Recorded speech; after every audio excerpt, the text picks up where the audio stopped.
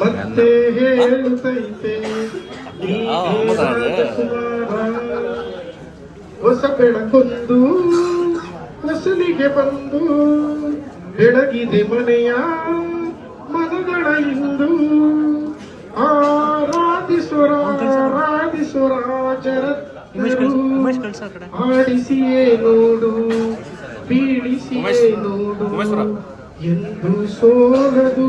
ಸೋತು ತಲೆಯ ಬಾಗದು ಬೊಂಬೆ ಹೇಳುತ್ತೈತೆ ಮತ್ತೆ ಹೇಳುತ್ತೈತೆ ನೀನೇ ರಾಜಕುಮಾರ ಗುಡಿಸಲೆಯಾಗಲಿ ಅರಮನೆಯಾಗಲಿ ಆಟವಿಲ್ಲದು ಒಂದು ಆಟವಿಲ್ಲದು